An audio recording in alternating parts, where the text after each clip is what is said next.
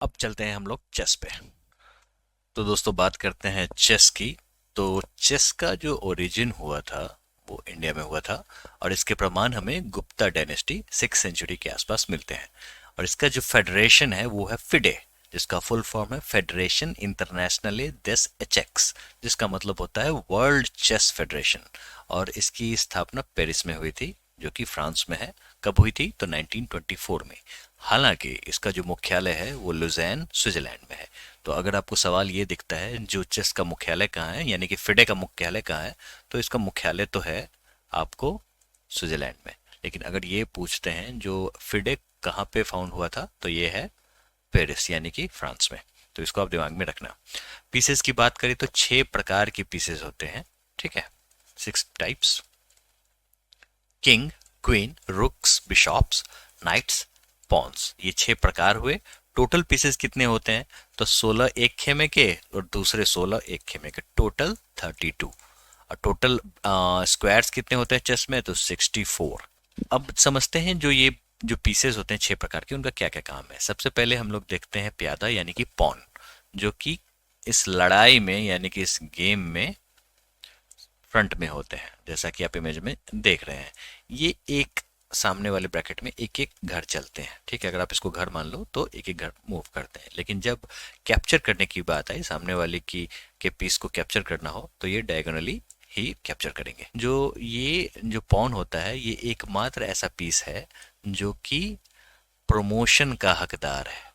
कहने का मतलब ये हुआ, जो अगर ये मूव करते करते करते करते इस वाले खेमे में पहुंच जाता है कहीं भी, तो ये सामने वाले का जो गोटी है या फिर पीस है उसकी शक्ल लेता है, लेकिन अपने ही कलर में। ठीक है, तो इसको आप दिमाग में रखना। फिर आता है रूक। रूक आपको 2D में या तो हॉरिजॉन्टली या फिर वर्टिकली मूव करता है। कहने का मतलब इस शेप में मूव करता है, या तो ये सीधे जाएगा या फिर इधर जाएगा। ठीक है, और उसके बाद हम देखते हैं घोड़ा यानी कि नाइट। घोड़ा अपने आप में यूनिक है क्योंकि ये एल शेप में मूव करता है। कहने का मतलब ये 2.5 घर छोड़ के चलता है। जैसे 1 2 2.5 इस घर में मूव करेगा एल शेप में, फिर ये यहाँ मूव कर सकता है। सिमिलरली ये अगर मान लो यहाँ पे घोड़ा है, ठीक है, मान लो ये घोड़ा है, सॉरी फॉर द ड्राइंग। तो ये आपको यहाँ मूव कर सकता है, यहाँ मूव कर सकता है, यहाँ मूव कर सकता है, यहाँ मूव कर सकता है, यहाँ मूव कर सकता है। ठीक है, तो और इस कंडीशन में ये मूव करता है, तो आप इसको दिमाग में रखना। ठीक है, उसके बाद आता है बिशॉप, जिसको हम लोग ऊंट कहते हैं। वजीर एक मूवी बनी थी। ये डायगोनली मूव करता है, लेकिन जिस कलर में है उसी कलर में ये मूव करेगा। अगर ये ब्लैक कलर में है, ब्लैक वाले स्क्वायर में है, तो ये ब्लैक स्क्वायर में डायगोनली मूव करेगा। और अगर वाइट में है तो वाइट में मूव करेगा। और फिर सबसे पावरफुल होता है क्वीन। ये जहाँ चाहे वहाँ जा सकता है, लेकिन एक बार में एक ही वे में ये मूव करेगा। तो आप इसको दिमाग में रखना। और हाँ, ये घोड़े का मूवमेंट को कैप्चर नहीं कर सकता, ये कॉपी नहीं कर सकता क्वीन। तो आप इसको दिमाग में रखना। फिर हमारे किंग भाई साहब आते हैं। ये एक बार में एक ही घर मूव कर सकते हैं। अगर किंग यहाँ पे हैं, अगर किंग यहाँ पे हैं, तो इन्हीं सब एरियाज में ये मूव कर सकते हैं। कंडीशंस को देख लेते हैं, कुछ terminology: stalemate, checkmate, Bishop, gambit, castling. Bishop तो ऊंट हो गया, ये आपको पता चल गया होगा। कैसलिंग एक तरीके का इवेंट होता है जब आप रूक को यानी कि हाथी को राजा से स्विच कर लेते हो पोजीशन। ये एक तरीके का प्रोटेक्टिव मेथड है और इसको कैसल बनाना कहते हैं। जब आप स्विच कर लेते हो पोजीशन को, पोजीशन स्विच का मतलब ये नहीं जो राजा साहब यहाँ उठ के आ गए और हाथी साहब यहाँ आ गए, नहीं। ये अगर ये आएंगे तो ये यहाँ हाथी साहब यहाँ आ जाएंगे और राजा साहब यहाँ आ जाएंगे, एक घर छोड़ छोड़ के आते हैं। ठीक है, तो आप इसको दिमाग में रखना। फिर आता है चेकमेट। चेकमेट का मतलब जब आप राजा पे डायरेक्ट अटैक कर रहे हो, जो भाई साहब यहाँ पे मैंने अपनी गोटी लगा दी है, यहाँ पे कोई गोटी नहीं है, ठीक है, तो मैं आपको चेक दे रहा हूँ। कहने का मतलब ये, जो अगर आप नहीं बचोगे तो आ, राजा साहब जाएंगे हवा खाने। कहने का मतलब गेम ओवर। लेकिन राजा साहब को बचने के 3 उपाय हैं। 3 उपाय ये हैं: सबसे पहले तो ये बीच में कोई अगर पीस डाल देता है उसको ब्लॉकिंग कहते हैं।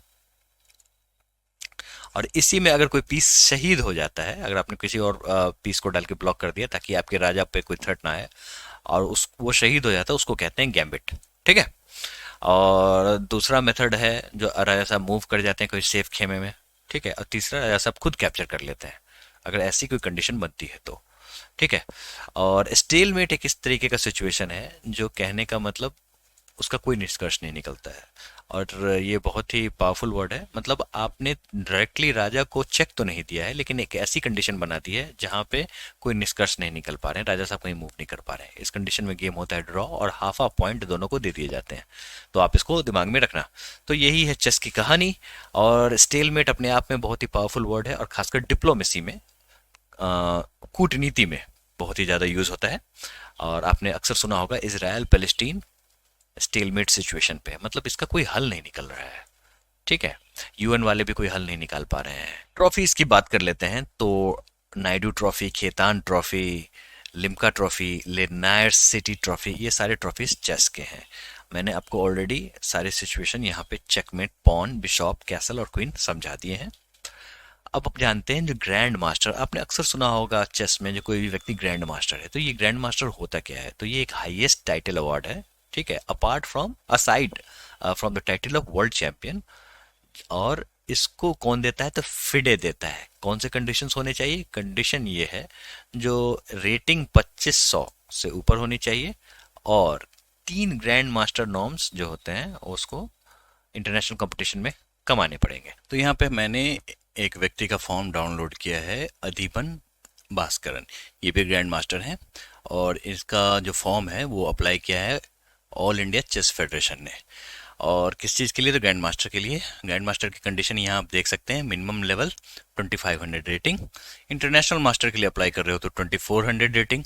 वुमेन ग्रैंड मास्टर के लिए 2300 रेटिंग, और वुमेन इंटरनेशनल मास्टर के लिए 2200 रेटिंग होनी चाहिए। और 3 जो इवेंट जैसा कि दिखाया गया है, जो 3 grand master norms in international competition, ये रहे तीनों। ठीक है, चलिए तो कुछ फेमस खिलाड़ी हैं जिनके बारे में आपको जानना बहुत ही जरूरी है। सबसे पहले आते हैं मैग्नस कार्लसन। ये नॉर्वे से हैं, और 5 टाइम वर्ल्ड चेस चैंपियन रह चुके हैं ये, और 4 time world rapid chess champion रह चुके हैं, 6 time world blitz chess champion रह चुके हैं।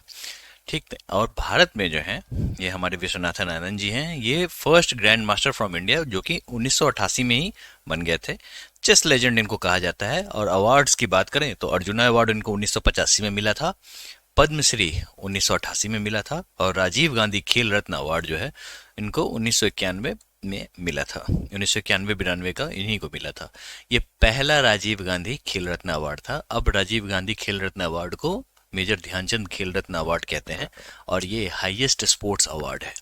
तो आप इसको दिमाग में रखना। ठीक है, और मैंने कई बार ये सवाल देखा है, जो पहला राजीव गांधी खेल रत्न अवार्ड किसे मिला था? तो सही उत्तर होगा विश्वनाथन आनंद। तो आप इनको दिमाग में रखना। पद्म भूषण इनको 2001 में मिला था, पद्म विभूषण इनको 2008 में मिला था। एक बड़े ही यंग खिलाड़ी उभरते हुए आ रहे हैं। ये आपको youngest international master at the age of 10, जो अपने आप में बहुत बड़ी बात है। ये हैं रमेश बाबू प्रगदानंदा, और हाल ही में न्यूज में छाए हुए थे, और ये youngest grand master from Chennai. ठीक है, आप इनको देख सकते हैं। और उसके बाद महिला में इनका नाम कोनेरू हम्पी, जो आपको जानना बहुत जरूरी है। Today women rapid chess championship winner भी रह चुकी हैं, Asia's youngest women international master रह चुकी हैं, और India's youngest women grand master हैं, और अर्जुना अवार्ड 2003 में और पद्मश्री 2007 में इनको मिला हुआ था। ठीक है दोस्तों, तो चलिए अब आगे देखते हैं। कुछ और फेमस खिलाड़ी हैं जिनके बारे में आपको जानना चाहिए। ये है दिव्येंदु बरुआ जी, जैसा कि आप फोटोग्राफ में देख सकते हैं। संकल्प गुप्ता, दर्पण इनानी, ये देख नहीं सकते ये व्यक्ति, लेकिन बहुमुखी प्रतिभा के धनी हैं, और ये चेस बहुत ही बेहतरीन खेलते हैं, और अक्सर कॉम्पिटेटिव एग्जाम्स में इनके ऊपर में सवाल दिखते हैं। फिर अधिबन भास्करन, कृष्णन शशिकरण, ये सभी फेमस चेस प्लेयर हैं। दोस्तों कुछ प्रीवियस ईयर क्वेश्चंस देख लेते हैं जो कि चेस से रिलेटेड पूछे गए हैं। Okay, who among the following is the first Indian grand master to become the women's chess world rapid champion? The right answer is Koneru Humpy, जो कि हमने अभी ही डिस्कस किया है। ठीक है, the term checkmate is used in which of the following sports? The right answer is chess, जैसा कि हमने बताया। जब आप डायरेक्ट अटैक करते हो राजा पे, अगर राजा साहब डायरेक्ट अटैक में आ जाते हैं, ठीक है, कहीं से भी, तो उस कंडीशन को कहते हैं चेकमेट। ठीक है, in which of the following sports is bishop used? The right answer is chess. इसको हम लोग वजीर या ऊंट भी कहते हैं, इस शेप का होता है। With which sport do you associate the name of Koneru Humpy? जैसा कि हम लोगों ने देखा, चेस की ये खिलाड़ी है। Dibyendu Barua is associated with which of the following sports? The right answer is chess, जैसा कि हम लोगों ने देखा। आर प्रगदानंदा बहुत ही यंग है, 10 साल की उम्र में ही ये उन्होंने मुकाम हासिल कर लिया था। और right answer is chess. Which of the following game is originated in India? The right answer is chess. वैसे इंडिया में बहुत सारे गेम ओरिजिन हुए हैं जो कि हम लोग एक एक करके देखेंगे, लेकिन चेस जो है ये भी ओरिजिन में हुआ था गुप्ता डायनेस्टी में। With to which sport is the term wazir, knight, king and queen associated? The right answer is chess. तो कुछ इसी तरीके के सवाल पूछे जाते हैं, और भी देख लेते हैं। Who among the following is the highest rated visually impaired chess player in India? जैसा कि मैंने ऑलरेडी बताया, इनका नाम है दर्पण इनानी। ये नाम आप जरूर याद रखना, क्योंकि ये एक तो ये बहुमुखी प्रतिभा के धनी है, और दूसरा अक्सर कॉम्पिटेटिव एग्जाम्स में देखे जाते हैं। Which sports autobiography is titled Mind Master Winning Lessons from a Champion's Life? अगर मान लो आपको ये नहीं भी पता है, आपने नहीं पढ़ा है, तो जिस तरीके से आप देख सकते हैं माइंड मास्टर वगैरह, तो अगर आप तुक्का भी लगाना चाहेंगे तो आप समझ जाएंगे it's something related to chess, it's something related to Viswanathan Anand. ठीक है, तो right answer is Viswanathan Anand. तो कुछ इसी तरीके से चेस को लेकर सवाल पूछे जाते हैं कॉम्पिटेटिव एग्जाम में, तो आप इनको दिमाग में रखना। चलिए, तो अब बैडमिंटन को देख लेते हैं फटाफट।